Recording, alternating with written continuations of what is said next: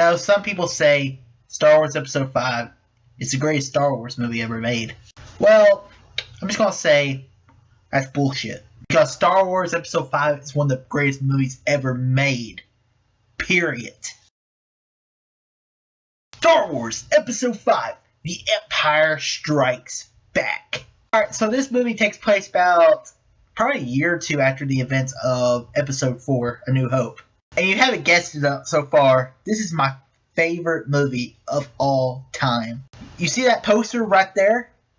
It's a Star Wars Episode 5 poster, because I'm such a fan of Star Wars I am. My catchphrase I say at the end of every movie review, whatever video I do, it's always all too easy, because it comes from Episode 5. Let's talk about this movie in general. Alright, so the movie begins, you're on the planet Hoth, an ice planet. Luke's still trying to become a Jedi, even though it's really hard for him. You have Leia being the government official for the rebellion, trying to bring order and stuff. You also have Han and Chewie. They're trying to get out of there because they're trying to pay their debt off to Jabba the Hutt. Beginning of the movie, Luke gets captured by a big Yeti something. During the time of the production of Empire Strikes Back, apparently Mark Hamill had an injury to his face or something. And they did the scene for the cave to kind of cover it up a bit. One of the greatest scenes of all Star Wars movies. It's whenever Luke, he's hanging upside down, he can't reach. And for the first time, he uses the Force. He's known about the Force a little, but this is the first time we see Luke really use the Force. He pulls the Force to get his lightsaber to free himself. It's just so awesome. That's why Star Wars Episode 5 is one of the greatest coming-of-age stories of all time. Also, Darth Vader's in this movie. Darth Vader is full villain in this movie. No longer does he have Governor Tarkin to hold his leash. Now he's just killing people left and right, left and right. I forgot to make in my Episode 4 review of A New Hope. Vader really wasn't the big villain of Episode 4. It was more Tarkin. Episode 5, it is full Vader. He's hanging out in his little bald thing. One of the guys, he sees his bald head and he's like, and Vader turns around and is like, yes, Commander. He goes on the screen and he's talking to his admiral, and the admiral starts joking and he's like, you have failed me for the last time. Bam, he's dead. Next. Vader's a dick. Best dick in the galaxy. When he's on Cloud City with Lando, he's like, Leia and Chewie will never leave Cloud City ever again. Now, take Han and Chewie to my ship, Coruscant. Alter the deal one last time. Pray I don't alter you further. Vader is such a badass. Not only that, they play the most iconic music, I think, of any music. The Imperial March, Darth Vader's theme song. It's such awesome music. It's my ringtone on my phone right now. I love Star Wars Episode 5 music. It's so good. The whole soundtrack is one of the best soundtracks ever made. The Han and Leia theme, the love theme, whatever, it's so much better than Episode 2 theme. Even though I like that theme, it reminds you of the horrible relationship between Natalie Portman and Hayden Christensen. But also what's cool about Episode 5, it's kind of a love story between Han and Leia. Talk about one of the coolest parts though of the movie is the Battle of Hoth. It's all, you have the AT&T walkers going against the Empire's ice fortress. It's really fun. Then Vader the Millennium Falcon escapes, but not really. Vader's chasing them. All part of Vader's evil grand plan. So with Sith coming up with some great plans. He knows that Han, Leia, and Chewie are his Luke's close friends. So if he makes them suffer a bit, then he will have Force dreams and then come after Vader. All so he can manipulate him. Also, the movie introduces two of the most iconic Star Wars characters of all time. First, we introduce Master Yoda. His first introduction, and this is the puppet, Frank Oz, the puppet of Master Yoda. This is the cool Yoda. The Yoda in the prequels, I mean, cool, he does the flips days, but this is the Yoda people grew up with. He's talking in riddles, and it's awesome. He's like, do not, do, or do not. There is no try. What will I find in that cave, Master Yoda? Only what you take with you. The weapons. You will need them. You will be.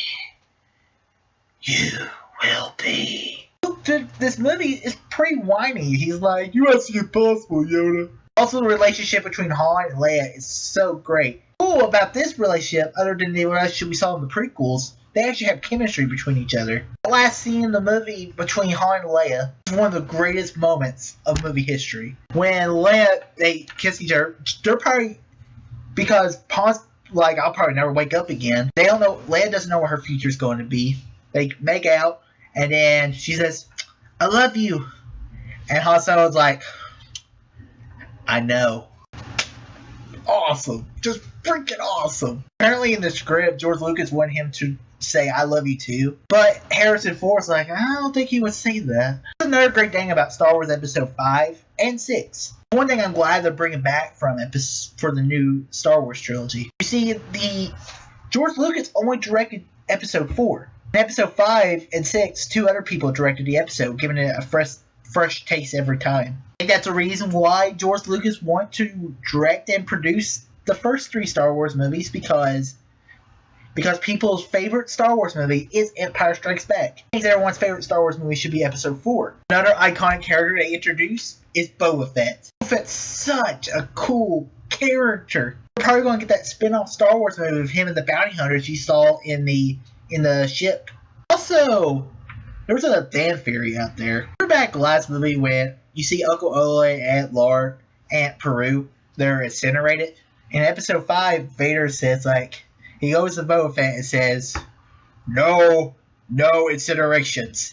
And Boba Fett says, as you wish. So does that mean Boba Fett incinerated Aunt Peru and Uncle Ola? The lightsaber fight is so awesome. I would take this fight over any of the fights we got in the prequels, because the fight was so emotional. Vader's just talking shit. He's like, "Oh, too easy.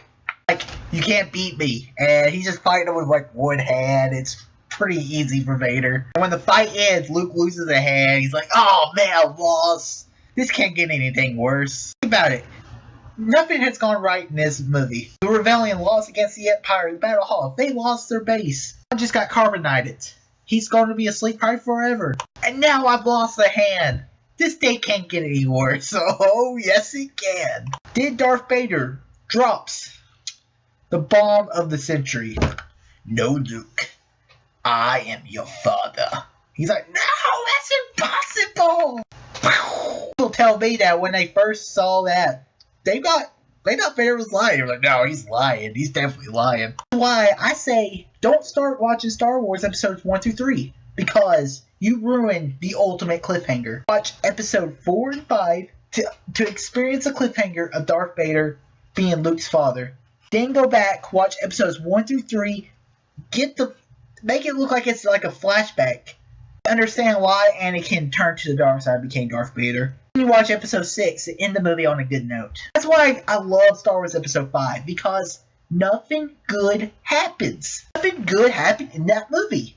The dialogue's awesome in the movie. The lightsaber fight was brilliant. The Battle of Hoth was awesome. The visual effects of the Millennium Falcon going through space is pretty cool too. So cool for Han Solo, because if any character changes through each movie more, it's Han Solo. Episode 4, he was the smuggler. He was the scoundrel. He was just the mercenary. In Episode 5, he's trying to be a good man. Trying to make that decision. Should I be a good man or should I be a scoundrel? And in Episode 6, we see another character altogether too. And Star Wars Episode 5 is the greatest movie of all time. My personal favorite movie. It's the greatest sequel to a movie of all time too. Introduces some awesome characters like Master Yoda, and also introduces Boba Fett. Darth Vader proves to be the most iconic villain of any movie of all time. And that's why I'm giving Star Wars Episode 5, The Empire Strikes Back, a 5 out of 5.